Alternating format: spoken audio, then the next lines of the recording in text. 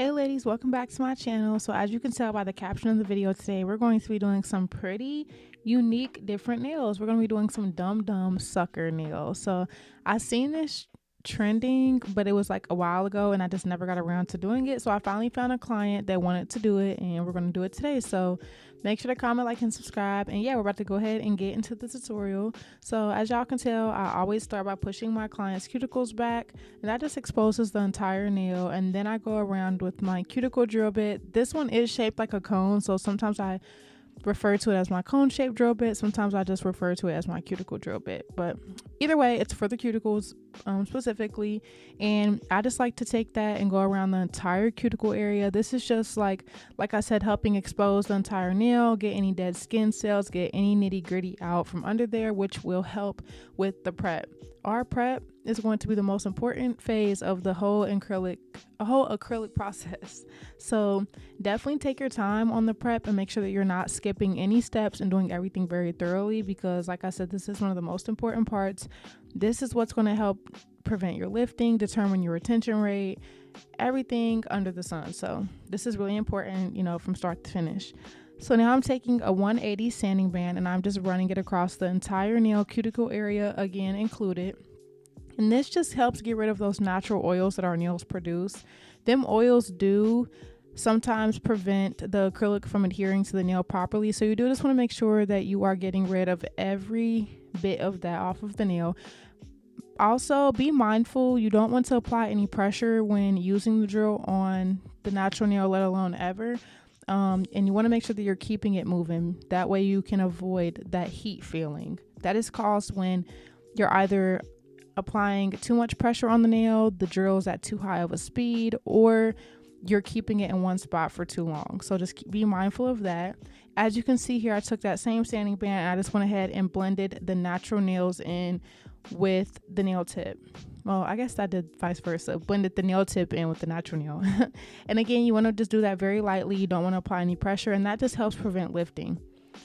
So now that we have that done, I'm going to go ahead and apply the sucker wrappers. Now, y'all, everybody has their own way of doing this. I've seen some people use acrylic and then while it was still wet, kind of lay it on there and let it dry that way. I've seen some people use nail glue. Some people use top coat and then applied it and let it dry. It really is up to you and what works best. This was my first time ever doing this, and I decided to use nail glue just because I felt like it would be easiest and less of a hassle, and I knew for a fact that it would stay, because if y'all know nail glue, anything in its mama will stick to some nail glue. So that's what I used. It was a little tricky at first. You do have to definitely make sure that you're taking your time, because there will be some times, as you can see here, after I applied it and cut it down to size, I still had to go back and reapply some glue in some areas. And obviously it can be very tedious because you're pressing down on right over top of nail glue. So if that gets on your fingers, obviously it's going to be sticky, So basically that same process that you just seen me do, I did on every nail. It's pretty simple. I just applied the nail glue over the nail tip, laid down the wrapper, and pressed it to fit the nail. After it was dry enough, I cut off the excess and relayed any pieces that needed to be laid. Now what I just applied was dehydrator. That is just another layer of getting rid of those oils. And now I am applying my primer, and this is just what helps the acrylic adhere to the nail. Now I do 2 layers of this. That's totally optional, but I feel like since I've used 2 layers, I feel like my retention has just been better than it ever has, and I just have never went back to doing one. So it's totally optional, but that's what I like to do. And I forgot to mention, but this is going to be like an ombre look, obviously. So what I did, I kind of forgot to film the first part, but I did encapsulate the wrapper with clear first, just a very, very thin layer. And I did that for 2 reasons. One, just to give it another layer of protection.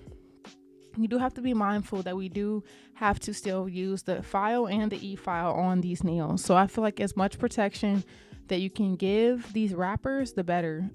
Usually when you encapsulate, you want to do that anyways, but especially with paper. Paper is going to tear, rip, whatever so easily. So I feel like why not do it? And just a thin enough layer just to kind of make sure that it's covered. So that was the first reason. And then the second reason, I just feel like when doing the ombre, it just kind of helped blended it a little bit better. That's just my opinion. I don't always do it that way. It really just depends on what I'm working with. But since this was paper, I did feel like having clear over top would just help it blend a little bit better. And as you can see, I just used 2 beads of, what was I using? I want to say this is a custom acrylic that I made, actually, that pink. And I did just use 2 beads and ombre that, and then I am going to cap it with clear. And as you can see, I'm making sure to wipe around my client's skin and cuticle area to make sure that there is no acrylic left on her skin. And that is just super important, because if you have acrylic on your client's skin, 1, it's uncomfortable and it's just taken away from the quality of the set, but 2, you will get lifting. So you want to be mindful when applying your acrylic that you want everything to be as flush with your client's cuticle area as possible. So like I said, if you do happen to have that problem where any acrylic does get on your client's skin, definitely just take your brush and wipe around that area and make sure that before moving on to the next nail, it is free of all acrylics. So as you can see, I went ahead and again placed that thin layer of acrylic, and now I'm taking my first bead. And you do want to work with a little bit of a drier bead, not too dry obviously, but you do not want it to be too wet by any means. More dry than wet, definitely. But as you can see, that just kind of helps blend it, but not bring the acrylic all the way down. So when I was a beginner, one thing I learned when I was doing ombre with acrylic, you know, something like this, when I would have the bead too wet, sometimes the acrylic would kind of stretch all the way down to the bottom, which would result in most of my design being covered up, because the acrylic, you know, was more wet than it was anything, and it was just coming down, if that makes sense. So obviously, since this is an ombre look, you don't want it to be where the acrylic covers up your design, especially not in this case, since she is already, you know, getting shorter than normal. For a design like this, I feel like designs like this, they look, you can do them with short, you can do them with any length, but I feel like, maybe it's just my opinion as a nail tech, I feel like the longer nails you get when you're doing a design like this, the better. But since they're not long, obviously, like I said, you just want to be mindful of your bead consistency. Then after placing that, I do place a bead right above that, which will be right underneath the cuticle area. And mind you, I said right underneath the cuticle area. That is super important, because when you have it too close to the cuticle area, again, it will just, as you feather it down, it will start to push up. So if you have it too close to the cuticle, when you go to feather it down, it'll just push up more than what it's supposed to and end up higher than what it's supposed to be. So placing it right underneath the cuticle area,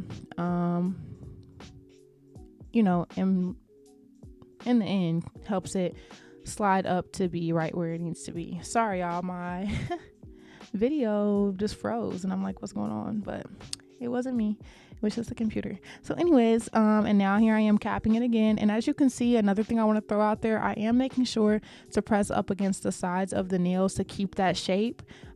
This will help eliminate a lot of time in the end. Obviously, we're still going to have to file it regardless, but keeping the shape will help obviously cut down a lot of time. If you have a very clean shape, you're not going to have to do much filing. So obviously you don't want to rush through any of your sets or any of your steps, but I do feel like the more clients you take and the longer you are, you know, doing nails, you should, if you can, try to find ways to kind of cut time down. And I don't mean, you know, skip steps or not do them properly, but just if there is a way that you can kind of help yourself and help your client, you should definitely, you know, try it. So it's really just the same steps here. Again, over the paper, I'm making sure to just put a thin layer of acrylic, that way it's covered, and then I'll go ahead and ombre it and then cap it with clear. Now be mindful, again, I say this if you've watched my videos before, every time you do ombre or encapsulation, but be mindful of the sizes of the beads that you're working with. And I say that because you are going to encapsulate it and you are already putting down a thin layer over the paper. So you don't want to use too big of beads, because in the long run that will make your nail be super thick and you're just going to have to file it all off or send your client on her way with super thick nails, and we don't want that. So a big misconception that people get when they, or have I should say, when people first start doing nails, they think, oh, well, as long as I make the nails super thick and I put a lot of acrylic on, they won't break, they won't pop off, they'll last. That's actually the total opposite, because obviously you have to put it into perspective of you're working, the size of the nail bed that you're working with versus the amount of acrylic that you're putting on. It has to be logical, it has to be reasonable. You can't overload a small nail bed with a whole bunch of product and expect it to be able to function with that, if that makes sense. You have to think, if you don't put enough, obviously the nail bed's going to be stronger, so if it hits anything, it'll just break. And if you put way too much, then obviously the acrylic is going to be stronger, so if it hits, it might take the nail with it. So you kind of have to make sure that you're finding that balance. You want enough to where if you do hit it, yeah, it might hurt your client's nails, because at the end of the day, it is, you know, an extension of their nail. It's product on their nail, but it's a good enough balance of acrylic to, you know, the nail ratio. Not that that's like science that you have to actually do, but the whole principle is just to be mindful. You don't have to load your nails, your client's nails, with acrylic. The heart of the nail is the apex, and that's what you really want to focus on, because 9 times out of 10 that is where a nail is going to break, if it breaks. You have to think you only have that length and that extension because of where you glued the nail tip on. So if that's not supported properly, if that breaks, it's taking the whole extension with it, leaving just your client's nail, hopefully leaving that. So definitely you just want to focus on the apex, and again, like I said, that's where the nail tip and the natural nail meet. Obviously you still want the rest of your foundation for the entire nail to be built up properly, but you can tell if you need to add more or take away. Well, you'll take away some at the end if you need to, but as far as during the acrylic application, always look at your client's nails from different angles. You'll see a really good angle here later on in the video. Yeah, I'm tired. Don't eat me up. I'm tired. It is literally 2:23 in the morning. I'm tired. But anyways, you'll see a better view later on in the video when I do the filing, but you can just look at your client's nails from different sides, different views, different angles, and you should be doing that throughout the whole entire set, but especially during the acrylic process. That way, if you need to add more acrylic, you can. I always say it's better to add than to not have enough or to have too much. So just kind of work little by little and be paying attention. As you can see here, I felt like I wanted to add a little bit more right at the apex area, and that's a-okay. There's no like a right or wrong answer to how much acrylic you can or can't use, I should say. It really just depends on you and your set and your client's nails, what you like, what they like, etc. So again, I'm adding more acrylic here. I would rather be safe than sorry. I would rather just go ahead and double check and add if I need to, like which I did, rather than overload it all up front and then it be too much, or not double check and go back and add, and now I have nails that are breaking left and right. So it's definitely be mindful of that. So I'm going to let you guys finish watching the video, because again, most of the steps are repetitive, and I know a lot of people, it's better to watch than to listen. I don't know about y'all, but I'm a visual learner, so although I listen, I gotta see it for myself. You know, I really gotta like visualize it happening and, you know, go from there.